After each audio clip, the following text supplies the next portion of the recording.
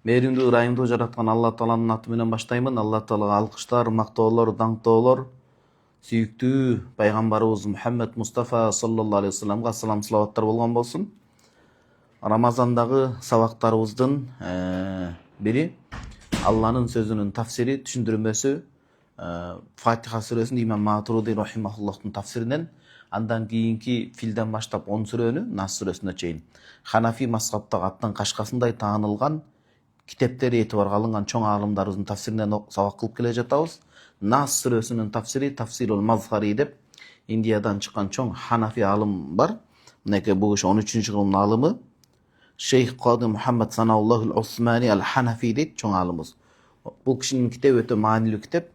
Ушул кишинин аалымыбыздын тафсиринен Нас сүрөсүнүн тафсирин окумакчыбыз. Бисмилла. Нас сүрөсү бул Мадинада түшкөн, демек хижраттан кийин түшкөн. 6 аяттан турат. Бул өтө берекелүү аяттардын бири. Азыр эле мындан мурдагы эфирибизде Фалак сүрөсү 5 аяттан турган, а бул 6 аяттан турат. Экөөнү кошсоңуз 11. Түшүү себептеринин биринде эскерилгендей, ошол Лабидин Асам деген атайын Мадинадагы жөөт, еврей жөөт кыздары менен кошо келип пайгамбарыбыз саллаллаху алейхи вассаламдын баягы тараган тарактарында калган чачтарын чогултуп 11 түйүнгө сыйкырын баягы окуп түйгөн да. 2 аятты кошсоңуз ошол 11 аят чыгып атат, жалпы 2 сүрөнүн аяттарын кошкондо. Сурат Нас Маданет ohия ситту аятын дейт. Эң биринчи кул. О Мухаммад саллаллаху алейхи вассалам, ауду би роббин нас, адамдардын жаратуучусу менен сактанамын деп айткан дейт. Жаратуучусу Роб деген ким? Халикихим, жаратуучусу. Ора мураббихим, тарбиялоочусу. Ва муслиху умурихим, ар бир ишти тескеп карап, көзөмөлдөп туруучусу, оңдоп туруучусу деген сөз. Экинчи Маликин нас, адамдардын падышасы менен сактоосун анамын деп айткан, чыныгы. Ай Маликихим, баарыбыз Кудайдын мүлкүбүз. Ошо мүлктүн ээси болгон, эгеси болгон Аллах Таала менен сактоосун анамын деп айткан.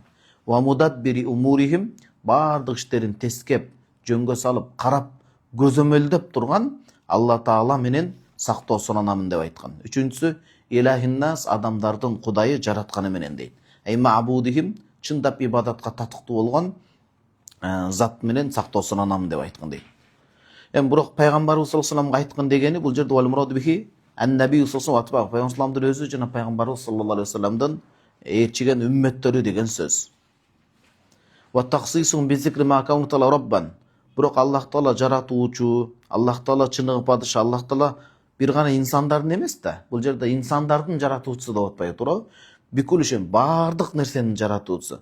Эмне кандай инсандарды өзүнчө эскерип атат. Мисалы, адамдардын жаратуучусу, адамдардын падышасы, адамдардын Кудайы жаратуучусу, ибадатка татыктуу деп эскерилип атат десе, адамдардын бул жерде ли изхари шарафихим, кадыр баркын дагы ачыкка чыгаруу үчүн дейт.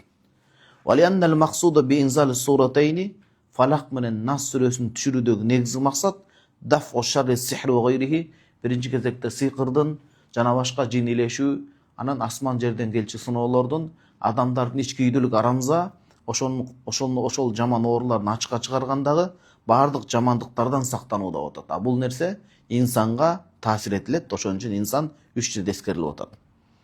3 жерде эскерилип атат. Ванин набий саллаллаху алейхи вассалам, пайгамбарыбыз саллаллаху алейхи вассаламга, пайгамбарымызды ээрчиген акыйкат үммөтү болгон мусулман үммөтүнө кетип атат. Анткени лианна мин хаккир робби вал малик вал илах, Аллах Тааланын, жаратуучунун, падышанын, чыныгы ибадатка татыктуу Аллахтын, Кудайдын ошол акысы хифзул марбуб, өзүнүн тарбиясындагы, мындайча айтканда, мүлкүндөгү сактанып аткан адамдарды ар кыл жамандыктардан, өзү жараткан нерсенин жамандыктарынан сактоо, бул Алланын өзүнүн артыкчылыгы. Аллага милдет эмес, Алланын артыкчылыгы бул. Душмандык, кастык инсан баласына болот деген сөз да, жиндерден, сыйкырчылар жиндер менен иштешет да, Кудай сактасын. Алланын каалоосу менен болот, алардан коркуп чоочуп кетпеш керек, алар тескерисинче Алланын каарынан коркуш керек болот. Азыр тооба кыла турган ай, тооба кылса Кудай Таалам кечирет, сөзсүз кечирет. Ал эми эмне үчүн бул жерде вал куффар дейт? Капырлар дейт, мусулман эместер, Аллага шерик кошкондар, Кудайдын кудуретин таңгандар, алар деле Кудайдын мүлкүндө, Кудай жараткан пенделер болгону менен, бирок канчалык далилдер, ачык белгилер турса да, Алланын кудуретин тана албагандыктан, Аллах Тааланын өзгөчө жекече сактоосу алар үчүн болбойт деп атат. Жалпы сактоодо болот, бирок Аллах Таала момун мусулмандарды өзгөчө сактоосун алат. А момун мусулмандардын башына кыйынчылык келген, ал акыретке азапка калтырбай бул дүйнөдө тазалап, алар такыба болсун деген эскертүү гана белгиси. Мунун далили пайгамбарыбыз саллаллаху алейхи вассалам Ахзаб бир канча кошуундан турган душмандар тегеректеп келгенде айткан: Аллаху маулана ва ла маула лакум. Аллах биздин жаратуучубуз, тарбиялоочубуз, бизди коргоочубуз, Аллах таала бизди коргойт. Ва ла маула лакум, силер Аллага ыйман келтирбегендейин силерди эч нерсе бүгүн коргой албайт деп эскерткени бар. Аллах таалам баарыбызга береке жакшылыктарын берген болсун. Кийин бул жерде мин шаррил васвас ал ханнас. Васвас көп азгырган, азгыруучулардын азгырыгынан сактоо сурагын дейт. Мындайча айтканда адамдардын жаратуучусу менен Роб, жаратуучусу менен Кулазубрабнас Маликнас адамдардын падышасы менен ва илахиннас адамдар сыйынган чыныгы ибадатка татыктуу Алла Тааланын аты менен мен көп азгырган, азгыргы ээлеринин жаманчылыгынан сактоо суранамын дейт. Өзү васваса деген эмне? Көп васваса кылган, көп азгырык ээси деген сөз да. Васваса деп huwa sawtul khafiyyu alladhi yasilu mafhumuhu ila al-qalbi min ghayri sama'in.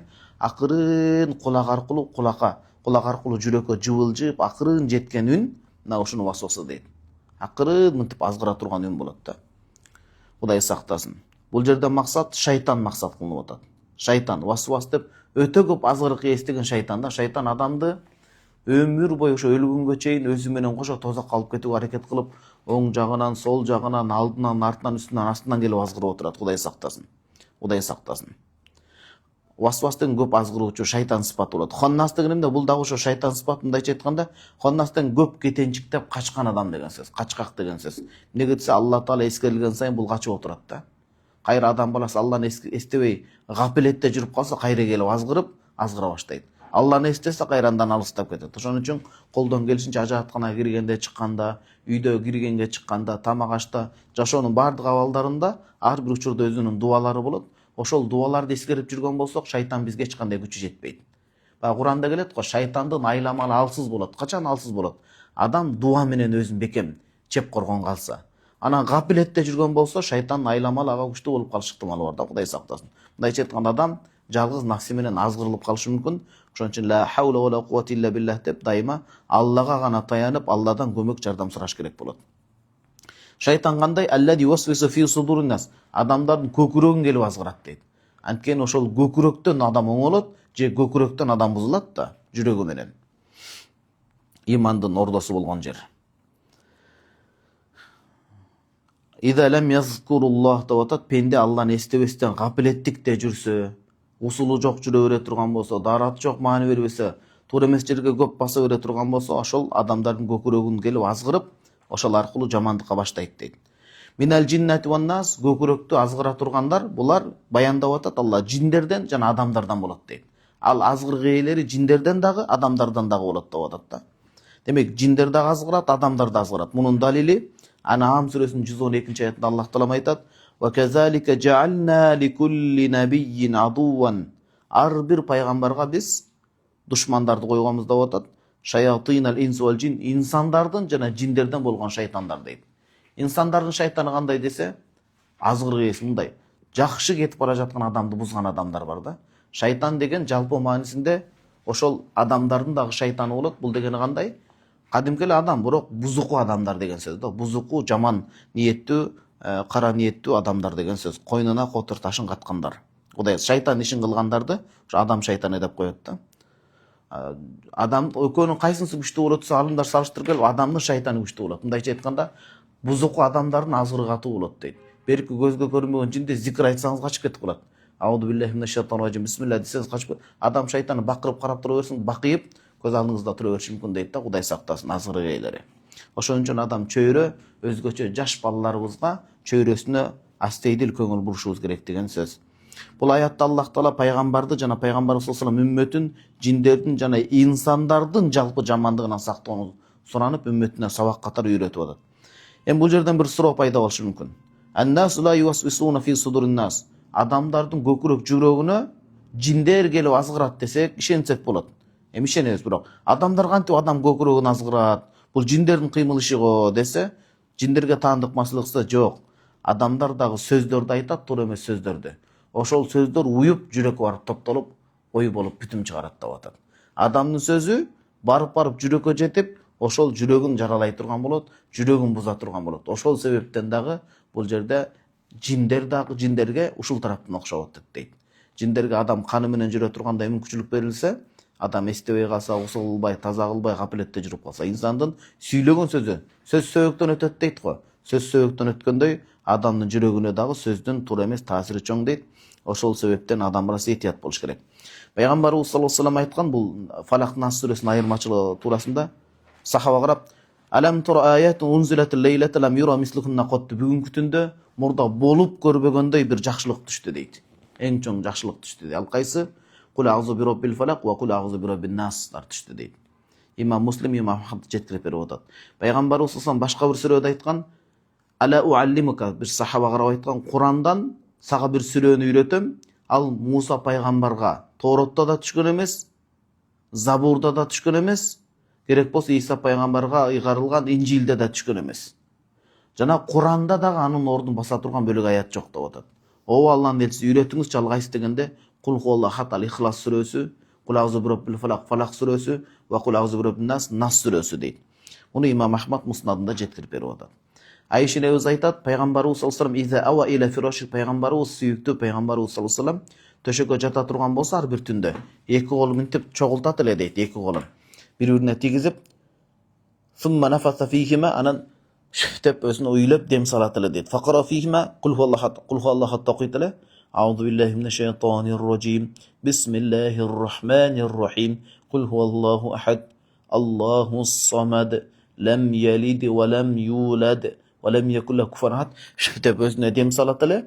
Анан "Кул аузу бироббил фалакты" да окуп, "Кул аузу бироббин настар" да окуп, ар бирине ушинтип дем салат эле дагы. "Сумма ямсаху бихима мастата мин жасадиги", денесинин колу жеткен бардык жерине ушинтип сүйкөп өзүнө дем салат эле.